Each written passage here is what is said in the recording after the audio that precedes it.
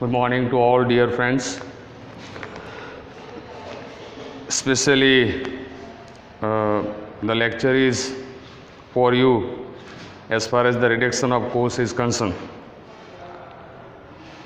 Welcome to e-learning procedure carried out by T.V. Patel Higher Secondary School.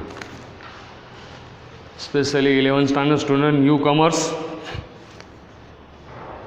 अभी तो आप school में आए भी नहीं है, मतलब फॉर्म भरने आए थे, बाद में कोविड की सिचुएशन पैदा हो गई, पैंडेमिक महामारी, जिसके हिसाब से a great impact on the life of people. बहुत सारी चीज़ें हमने फेस की, डिफ़िकल्टीज़, लेकिन वो डिफ़िकल्टी में भी हम कैसे अपने आप को बचा सकते हैं, that is very important. So once again I welcome you all of you 11th standard student. जैसे कि आप जानते हैं, अगर आप न्यूज़पेपर पढ़ते हैं, टेलीविज़न देखते हैं, तो इसमें हमारा जो बोर्ड है, गुजरात गवर्नमेंट ने जो फॉर्म आउट किया, वो बोर्ड उन्होंने तय किया है। क्या तय किया है वो मैं आपको बताऊंगा। जैसे कि ये साल 6 महीने से तो स्टूडेंट्स स्कूल में आ ही नहीं रहे, और after Diwali probably you will come definitely to the school here, you will get entry. लेकिन इसके बारे में भी अभी से नहीं कहा जा सकता। फिर भी यहाँ जो हमारी प्रोसीजर चल रही है ई लर्निंग की, इसको अच्छी तरह से आप फेस कीजिए। घर पे रहकर भी आप अच्छी तरह से पढ़ सकते हैं। सारे सब्जेक्ट में सारे टीचर्स आपको पढ़ाते हैं। तो जैसे कि to be free from burden, the concept here that is analysed by the government. ये स्टूडेंट्स का भारीपन कम करने के लिए सरकार ने क्या किया, 30% सिलेबस, 30% कोर्स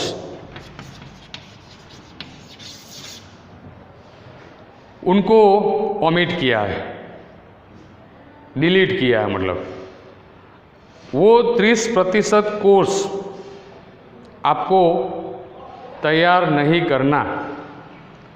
किसी भी टेस्ट में, ये 11th स्टैंडर्ड की एग्ज़ाम तो बोर्ड नहीं लेता, यहाँ स्कूल पे भी अगर वो एग्ज़ाम ली जाएगी तो इसमें भी आपको ये सिलेबस को, जो मुद्दे आपको मैं बताने जा रहा हूँ, उसको आपको प्रिपेयर करना नहीं है बिल्कुल। हम पढ़ाएंगे ज़रूर, सारे मुद्दे पढ़ाएंगे, लेकिन जो मैं आपको टिक मार्क करवाने के लिए यहाँ जो लेक्चर दे रहा हूँ वो अच्छी तरह से आपको समझना है। तो पहली बात है, टेक्स्ट बुक या तो नोटबुक, दोनों में से कोई भी एक चीज़ लेके बैठ जाओ, हाथ में पेन रखो, have a pain in your hand, have a text book और notebook and jot it down. It is beneficial to you. You will get yourself prepared according to the syllabus decided by the government. Haphazardly preparation नहीं करनी है, जो मन में आया वो नहीं तैयार कर देना। एक शब्द में लिखता हूँ एक्सक्लूड, ये वर्ड मैंने लिखा है। एक्सक्लूड का मतलब है निकालना, ओमिट करना, एक्सक्लूड। इंक्लूड का मतलब है समावेश करना, इंक्लूजन। लेकिन यहाँ आपको क्या समझना है, जो मैं मुद्दे बताने जा रहा हूँ वो सारे मुद्दे एक्सक्लूड फॉर्म में होंगे। मतलब इसके अलावा जो भी मुद्दे रहे वो मैं ब्लैक बोर्ड पे हाईलाइट करूँगा, वो आपको नोट डाउन कर लेने हैं। इसके अलावा जो भी मुद्दे हैं वो आपको तैयार करने हैं यूनिट वाइज। आप न्यू कमर्स है, और सारे बच्चे वो पहली बार SPCC के बारे में समझ रहे हैं, अपने आप को समझने की कोशिश कर रहे हैं थ्रू मेंटल अप्रोच। तो जैसे कि आप जानते हैं कि 2 पार्ट है, section A, part A and part 2। तो पार्ट ए में सीसी, जिसको हम बोलते हैं कॉमर्शियल कॉरेस्पॉन्डेंस, दूसरा जो पार्ट है वो SP है, part 2 secretarial practice. Are you clear? 2 part, और दोनों पार्ट में से ऐसा कोई भी यूनिट नहीं है जो पूरी तरह से निकाला गया। पहली बात ये समझो, जैसे कि 12th स्टैंडर्ड में एक नंबर 4 यूनिट है CC का निकाला गया है, उसको वो तैयार नहीं कर, वो 12th स्टैंडर्ड के लिए मैं बता रहा हूँ उदाहरण के तौर पे। लेकिन यहाँ जो है वो आपको कौन कौन से मुद्दे निकालने हैं वो आपको नोट डाउन करने हैं। तो CC जैसे कि आप जानते हैं 8 यूनिट है टोटल। तो 8 यूनिट, इसके पहले मैं आपको नाम बताऊँ। Meaning of communication and its method. Number 2 है effective letter writing and its various styles. Number 3 है outward appearance of a business letter. Number 4 है layout of a business letter. Number 5 है letters of inquiry and their replies. Number 6 है letters of order, their execution and cancellation. Number 7 है letters of claims, complaints and their adjustment. और last unit है letters of inquiry regarding financial status and collection letters. Are you clear? तो ये पहली part की, मैं part 1 की बात बता रहा हूँ। पार्ट 1 जिसको हम बोलते हैं CC, इसमें से ये टेक्स्ट बुक रखेंगे तो भी आप समझ जाएंगे, मैं यहाँ हाईलाइट कर रहा हूँ। ये ऑर्डर में यूनिट होंगे, नंबर 1, नंबर 2, नंबर 3, नंबर 4, ऐसे। तो जैसे नंबर यूनिट की बात कर रहा हो तो इसमें पॉइंट भी होगा, जैसे कि 1.2 है, 1.3 है तो आगे 1 लगता है। दूसरा यूनिट है तो आगे 2 लगता है। तीसरा यूनिट है तो आगे 3 लगता है। चौथा यूनिट है तो आगे नंबर 4 लगता है। तो एक्सक्लूड होने वाले पॉइंट्स बता रहा हूँ, एक्सक्लूड, समझ लें, एक्सक्लूड पॉइंट्स, एक्सक्लूडेड पॉइंट्स आपको ये नोट कर लेने हैं। नंबर 1 के लिए meaning of communication and its method, तो इसमें 1.5, 1.6 समझ लिया। ये 1.5, 1.6 आपको ये निकाल देने, वहाँ टिक कर लो। और अगर टिक नहीं करते, आपके पास नोटबुक है, टेक्स्ट बुक नहीं है, तो ये नोट डाउन कर लो। 1.5, 1.6 that is omitted here. Are you clear? Okay, आगे जाते हैं। Number 2 effective letter writing and its various styles, ये दूसरा यूनिट है। तो दूसरा यूनिट है तो इसमें 2 आ गया 2.2, 2.6, 2.7, 2.8 एंड 2.9। इतने सारे पॉइंट आप टेक्स्ट बुक में रिफर करेंगे, जब आप देखेंगे तो जहाँ ये लिखा होगा 2.2, इसका मतलब है वहाँ आपको उसको निशानी करनी है, वैसे ऐसे ये निकाल दिया है, उसको आपको तैयार नहीं करना है। ओके, तो ये बहुत सारा 30% डियर फ्रेंड्स, 30% सिलेबस निकल जाता है पॉइंट के हिसाब से। तीसरा यूनिट है outward appearance of a business letter. इसमें एक ही मुद्दा है 3.3, वो निकलेगा, बाकी सारा यूनिट आप तैयार करेंगे। यहाँ जो मैं नोट डाउन कर रहा हूँ वो एक्सक्लूडेड पॉइंट्स है, इसके अलावा जो भी मुद्दे हैं वो आपको तैयार करने हैं। समझ लो अच्छी तरह से, इसमें गड़बड़ी नहीं होनी चाहिए। नंबर 4 में लिख दो layout of a business letter. वहाँ जो सूचना है वो आपको नोट डाउन करनी। एक भी मुद्दा नहीं निकाला गया, specially for number 4। It means that you will prepare number 4 unit fully, completely you will follow, not a single point you will omit there for your preparation. Clear? तो ये क्लियर हो गया layout of a business letter, इसमें एक भी मुद्दा नहीं निकाला गया है। नंबर 5 यहाँ लिखता हूं, एक भी मुद्दा नहीं निकाला गया, समझ लो नंबर 4 में। तो इसको नोट डाउन कर लो, मैं आगे जाता हूं। ओके, कर लिया। अब नंबर 5 की बात करते हैं। देखो ये सत्रांत परीक्षा होती है, मतलब हाफ ईयरली एग्ज़ाम होती है दिवाली के बाद भी, तो इसके हिसाब से आधा सिलेबस होगा, वो आपको बाद में भी बताया जाएगा। लेकिन ये सारा जो डिसीजन है सरकार ने लिया है वो सारे टेस्ट में लागू होंगे, कीप इन माइंड।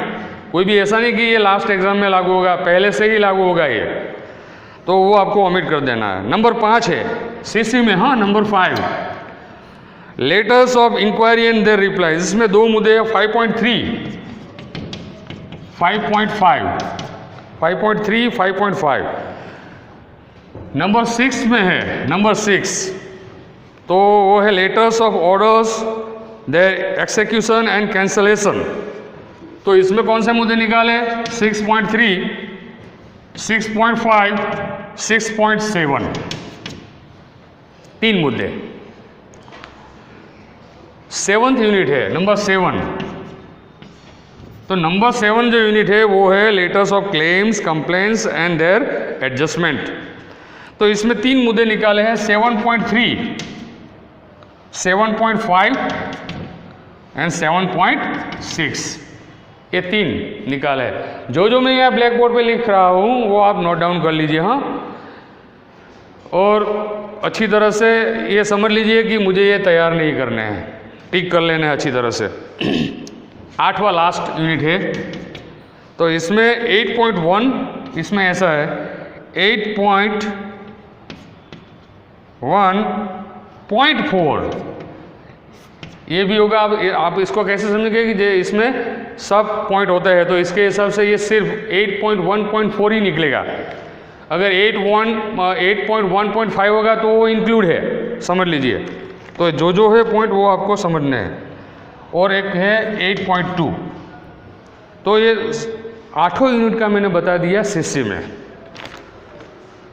बहुत ही सिंपल, बहुत ही स्ट्रेट फॉरवर्ड सब्जेक्ट है, अच्छी तरह से पढ़ेंगे, टेक्स्ट को पढ़ेंगे। अगर कोई भी दिक्कत हो तो आप मुझे फ़ोन भी कर सकते हो, मैं आपको समझाऊंगा। लेकिन इसमें कोई गलती वाली बात नहीं है, समझने वाली बात है।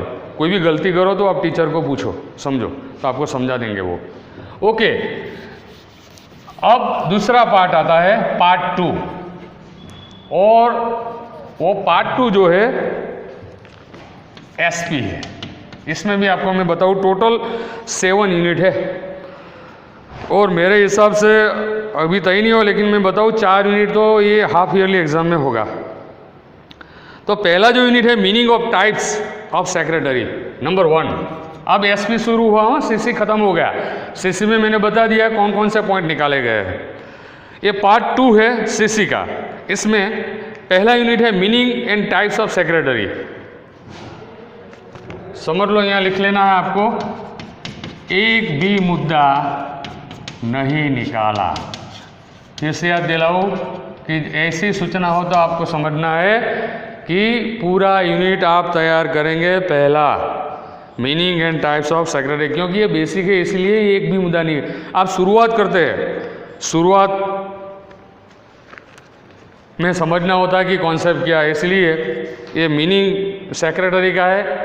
इसके बारे में जो कॉन्सेप्ट है वो आपको पूरी तरह से क्लियर करने के लिए एक भी मुद्दा नहीं निकाला। नंबर 2 नंबर है कंपनी सेक्रेटरी। तो इसमें इतने मुद्दे निकाले, 2.3, 2.4 एंड 2.6, ये 3 ये एक्सक्लूड कर दें, निकाल देना है, वो आपको उसको ऊपर गौर नहीं करना, नहीं समझना है।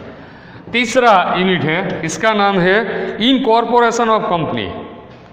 इनकॉर्पोरेशन ऑफ कंपनी, इसमें एक ही मुद्दा निकाला है 3.2, तो उसको आपको नहीं प्रिपेयर करना है। नंबर 4 है, number 4 memorandum of association. Unit का नाम क्या है? Memorandum of association. तो ये मेमोरेंडम ऑफ एसोसिएशन जो है, इसमें 2 मुद्दे निकाले गए हैं, 2। एक है 4.3, दूसरा है 4.5। वो एक्सक्लूड किया गया है, वो आपको तैयार नहीं करना है। नंबर 5, ये इसको नोट डाउन कर लो, पहले कर लिया? ओके, चलो। अब नंबर 5 के बारे में बताता हूँ। एसपी में नंबर 5 यूनिट का नाम क्या है? मेमोरेंडम ऑफ एसोसिएशन, जिसको हिंदी में बोलते हैं आवेदन पत्र। तो नंबर 4 में है 4.3 नंबर 4 हो गया, नंबर 5 नंबर 5 जो है वो है articles of association. Articles of association इसमें है 5.4, 5.5, 5.6 एंड 5.7, ये 4 नोट कर लो, ये 4 मेमोरेंडम एसोसिएशन में मैं तो बता दिया वो पहले 4.3, 4.5 है। नंबर 5 जो है ये आर्टिकल्स ऑफ एसोसिएशन है, इसमें 5.4, 5.5, 5.6 एंड 5.7 ये एक्सक्लूड है, नॉट इंक्लूड, एक्सक्लूड है, मतलब निकाला गया है। फिर से बता रहा हूँ, नंबर 6 आएगा, 6th यूनिट, क्या नाम है उसका? प्रॉस्पेक्टस। अब प्रॉस्पेक्टस के बारे में जो यहाँ मुद्दे निकाले हैं वो नोट डाउन करो। 6.4, 6.5, 6.9 एंड 6.6, ये 4, 5, 6 एंड 9। तो ये नंबर 6 के लिए। नंबर 7 ये लास्ट यूनिट है, last unit for the syllabus year SP. इसका टाइटल क्या है? Share capital and types of shares. Share capital and types of shares, ये लास्ट यूनिट एसपी का है। इसमें भी ये सारे मुद्दे निकाले गए हैं, इसको नोट कर लो। 7.2, 7.3, 7.6,